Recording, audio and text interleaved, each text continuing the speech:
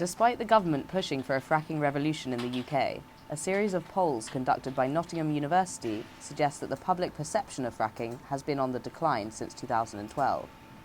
Energy policy expert Malcolm Grimston thinks we've lost faith in government promises. Generally speaking, I think at the moment there is quite a lot of suspicion about government in general. I don't think that's unique to the United Kingdom.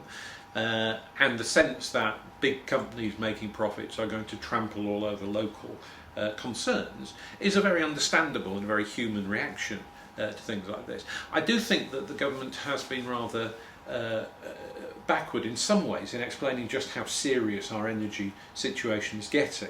The government thinks that by offering extra benefits people will be cheered up by this.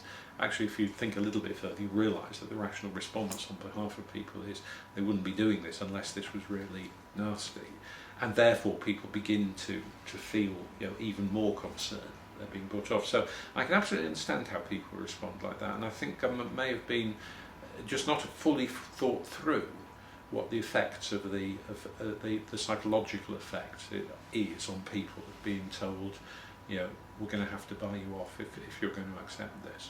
Malcolm thinks that hopes for a renewables-only carbon-neutral energy mix are unrealistic. The difficulty with renewables is that they are variable in their output. Solar power clearly is no use overnight, and the United Kingdom has its peak demand. The most electricity we need tends to be on the sort of cold winter's evenings, when clearly solar power isn't contributing anything. Wind is very variable. Indeed, on those coldest winter nights, often the reason they're cold and cloudless is that there's no wind available.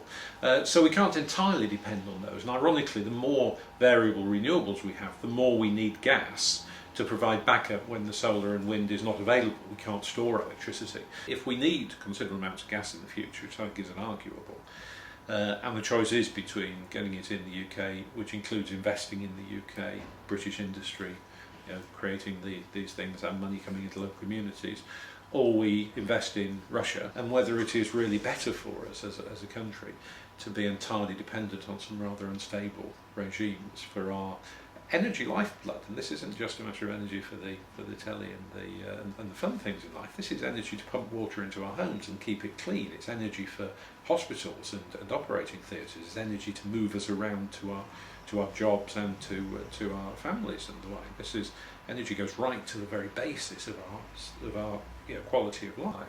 Ione Bingley reporting for Frack This Shale.